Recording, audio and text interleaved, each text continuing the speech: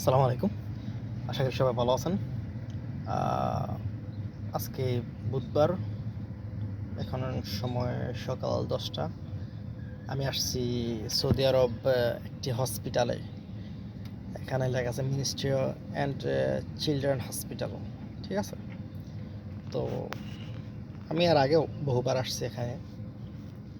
তো এখানের যে বিশেষত্ব, এই বিশেষত্ব কিছু আজকে আপনাদের সামনে আমি তুলে ধরবো। আশা করি সম্পূর্ণ ভিডিওটা দেখবেন। চলেন বাইরে যাই।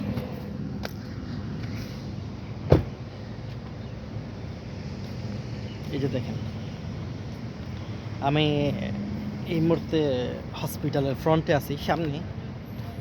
এই হসপিটালের সামনে থেকে আমি আজকে যেই কথাগুলো বলবো, এই দেশের সৌদি আরবের একটা সবচেয়ে ভালো নিয়ম, ভালো গুণ হচ্ছে সৌদি আরবে সরকারি যে হসপিটালগুলোতে টাকা লাগে না।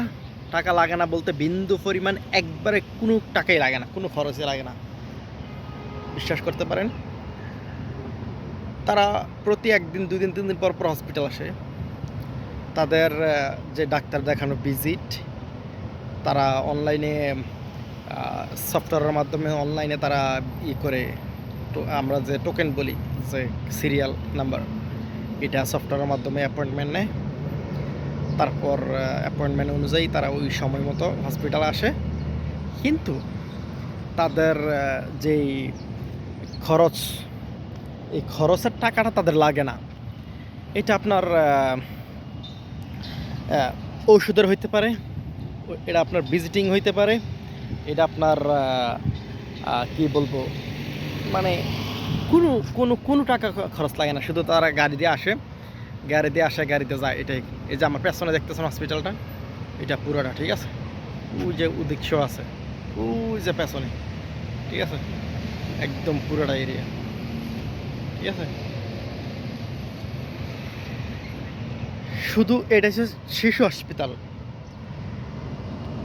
মনে করেন যে শুধু শিশু হসপিটাল না, শিশু হসপিটাল ছাড়াও আপনার তারা বৃদ্ধদের যে চিকিৎসা ব্যবস্থা, এবং কি তাদের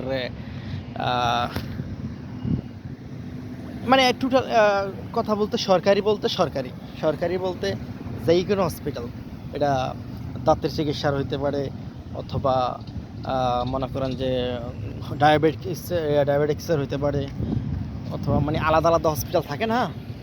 তো এরকম আলাদা আলাদা হসপিটালের যেই ক্যাটাগরিগুলো বা চিকিৎসার ব্যবস্থাগুলো, সরকারি বলতে সরকারি, একদম সরকারি, সব কিছু সরকারি। মানে কোনো টাকা পয়সা কোনো কিছুই লাগে না, কোনো খরচ বাবদে তার এটা নিয়ে চিন্তা করতে হয় না। এবং কি আপনি যতদিন হসপিটালে থাকবেন ততদিন আপনার যে খরচ, খানা খরচ, ওইটার কোম্পানি বহন করবে, সরকার বহন করবে। তারপর এদেশের চিকিৎসা ব্যবস্থার ভিতরে মনে করেন যে হসপিটালের ভিতরে মনে করেন যে 2 দিন 3 দিন 4 দিন অ্যাডমিট থাকতে হয় না। যদি বেশি সমস্যা হয় তাহলে ওই অ্যাডমিটের সময় যে খাদ্য ব্যবস্থা, ওইটাও সরকারিভাবে থাকে, এবং কি ওইটা কোয়ালিটি সম্পন্ন থাকে। আর যে নার্সের ব্যবস্থাগুলা একদম অমায়িক। ওরা সময়ের একটু এদিক সেদিক হবো না। বলে আপনি এত কিছু কীভাবে জানেন? জি, আমি অনেক কিছুই জানি, কারণ আমি প্রায় সময় হসপিটাল আসা হয়। এটা হইতে পারে এই শিশু হসপিটাল, হইতে পারে অন্যান্য হসপিটালগুলোতে আমার প্রায় সময় আসা হয়, কোনো না কোনো দরকারে মালিকের সাথে, অথবা আমার যে কোনো কারণে আমার আসা হয়, এই কারণে আমি জানি, ঠিক আছে? ওদের খাদ্য ব্যবস্থা খুব উন্নত, ওদের চিকিৎসা ব্যবস্থাও খুব উন্নত, এমনকি ওরা যে নার্সরা যে ট্রিটমেন্ট দেয়, ডাক্তার তো সবসময় থাকে না, নার্সরা থাকে সময় একটু 1 মিনিট এদিক সেদিক হবে না, টাইম টু টাইম, ঠিক আছে? আর পরিষ্কার পরিচ্ছন্নতা তো একদম বলা মানে একদম অসাধারণ।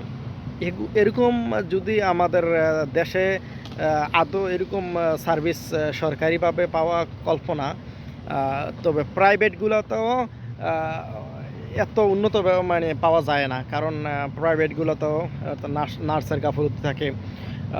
তারপর আপনার হসপিটালের ভিতরে ততটা কোয়ালিটি সম্পন্ন থাকে না।